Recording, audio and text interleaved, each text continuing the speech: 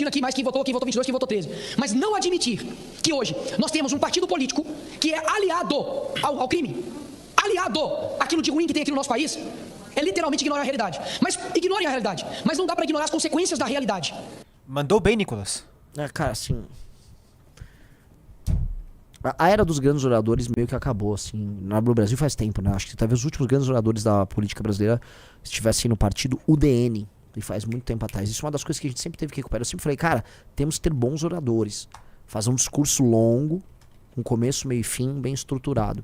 Não é o caso dos bolsonaristas. Eu não conheço um orador bom do bolsonarismo. Talvez agora que o Holliday se tornou bolsonarista, ele é um cara que treinava muito com a gente. O Holliday talvez seja o único capaz de fazer. Só que o Holliday tem um problema, que ele é meio histriônico e é uma coisa exagerada. Você deve ter visto, né, Rizzo? Sim. Sempre uma coisa muito exagerada. Sendo que você pode ter camarote, você pode falar coisas, vamos dizer, muito graves com calma. Assim como você pode falar coisas muito leves de maneira muito intensa. Quando você fica, né, fingindo essa gravidade e tal, a coisa fica meio ruim. Mas o que ele coloca, que é o começo, basicamente ele tá indo pra seguinte linha: ninguém tá fazendo nada, então as pessoas merecem o governo que tem. As pessoas não saem às ruas contra o PT, as pessoas não se indignam contra o PT. Não é, no fundo ele tá reclamando disso, certo? E vamos partir desse ponto. É culpa das pessoas? Veja, a coisa vai começar da seguinte maneira. Os petistas não vão sair na rua contra o PT. E o eleitor do PT não vai sair na rua contra o PT. Você não espera isso deles. Certo? Você esperar que alguém no próprio campo político sairá às ruas contra alguém desse campo político, porque esse alguém do campo político está agindo errado, você está esperando, portanto, veja só, Riz, onde eu vou chegar, você que está assistindo, você está esperando, portanto, que essas pessoas de um campo político se comportem de uma maneira muito séria, certo? Uma maneira, vamos dizer, nobre, certo?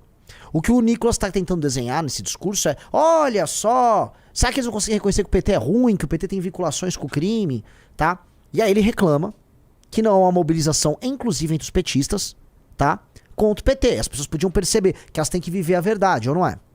Viver pela verdade.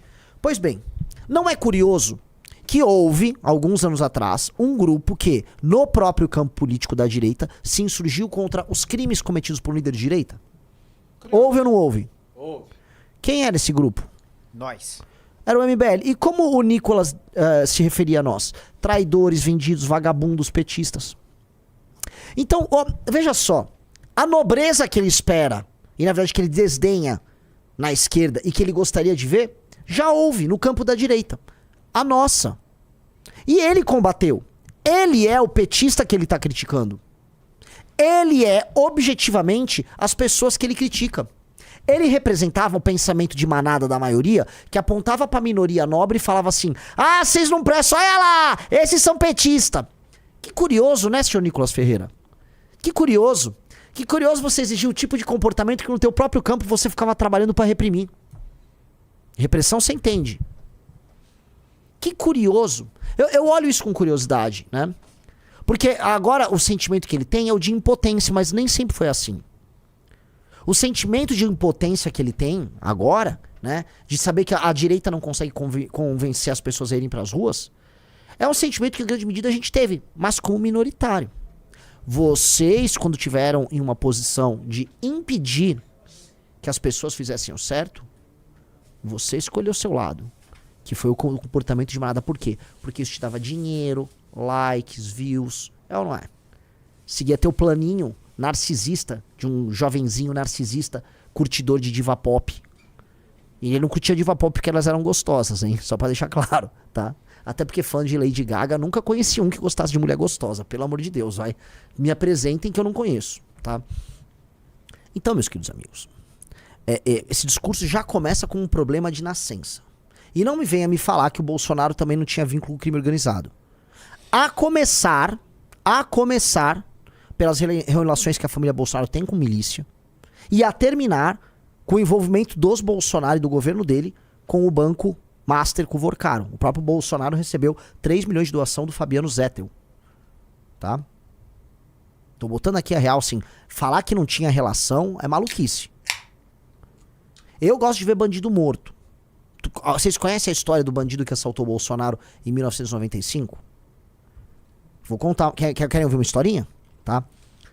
Aparentemente, O cara que buscou, perseguiu e pegou o bandido que assaltou o Bolsonaro e roubou a Glock dele, acho que foi uma Glock, uma 380 dele, e que roubaram uma moto dele em 95, teve uma história muito curiosa. Só pra lembrar, o Bolsonaro ele foi assaltado em 95, tá? Teve a moto dele roubada, você tá aí na tela, tá? E aí, o cara foi pego e depois foi encontrado enforcado. Ele se matou com um nó, tipo um nó de marinheiro, tá? Dentro do cárcere. Quando o Bolsonaro foi instado a falar sobre isso, o Bolsonaro disse o seguinte: não tenho nada a ver, né? Não tenho nada a ver com isso, mas, né? O problema não é meu. Pois bem, a esposa e a filha do bandido, que é bandido, e honestamente, bandido que assaltou alguém, né, a mão armada, eu não tenho nenhuma dó. Quero que ele, quero que ele, né, não tenho nenhuma dó do que aconteceu com ele. Mas todo mundo sabe que ele não se matou, ele foi morto na cadeia. Se não me engano, a mulher e a filha, a mulher e a prima, coisa assim, também acabaram morrendo. Elas começaram a reclamar, começaram a pesquisar o caso, elas morreram, desapareceram. O cara que pegou o bandido, ele ficou amigo do Bolsonaro e, se não me engano, ele recebe um presente do Bolsonaro, do Flávio, lá pra 2009. Uma prótese, algo assim. Sabe qual é o nome desse cara? Vou chegar. Esse cara depois foi morar num condomínio do lado do Bolsonaro, no Vivendas da Barra. Não vou falar o nome, pesquisem o nome do cara. Que se diz grande amigo do Bolsonaro. Pesquisem o nome desse cara. Morava ao lado do Bolsonaro. Foi o cara que achou o vagabundo. Só tô falando isso, tá? Que o que eu quero dizer é, não tenho nenhuma dó do cara que morreu, tá? Nenhuma dó. E definitivamente o cara ter sumido era o vagabundo ter se enforcado, pra mim é o último dos problemas. O que eu só quero dizer é o seguinte: falar de relação com o miliciano, e eu só quero dizer que o cara morava do lado da casa do Bolsonaro. Não é uma coincidência. Se dizia amigo do Bolsonaro, morava do lado da casa do Bolsonaro, foi o cara que resolveu o assunto ali. Então falar de relação com o crime organizado, a gente pode falar de monte, tá? Que a família tem relações muito estranhas. Tem. Já botaram o nome do cara aí, e o nome não é Adriano, tá? Não vou ficar pontuando, mas alguns dirão que o Bolsonaro foi based nessa história. Eu assim, de verdade, Gizão, eu não tenho nenhuma dó do vagabundo que morreu. Talvez seja a única coisa realmente based que o Bolsonaro pode ser que tenha feito na vida dele. Opa! Que é isso?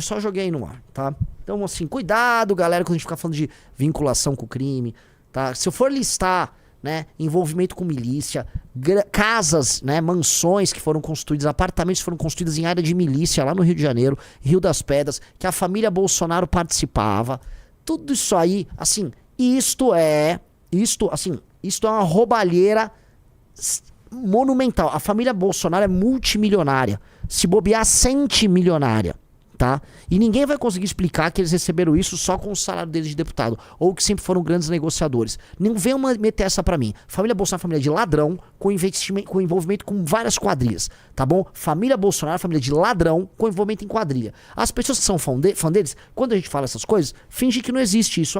Isso não existe. Mas é verdade, tá? E se o Flávio Bolsonaro for candidato, eu vou falar isso pra ele. Vocês são família de ladrão. Vocês são família de ladrão, envolvimento com quadrilha e crime organizado. E milícia, sim, é crime organizado. Milícia, sim, faz extorsão com morador nos mais diversos bairros, especialmente com comerciante. Não venham me mandar que, não, milícia é base. Não é. Saca?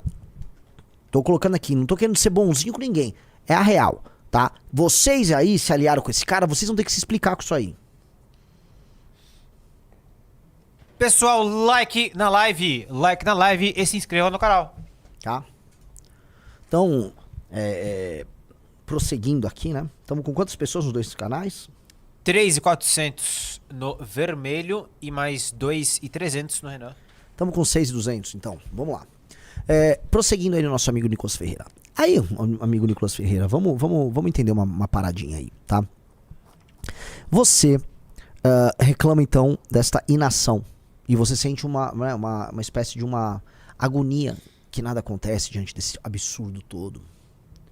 Pois bem, Entre 2014 e 2018, não era assim que a banda tocava.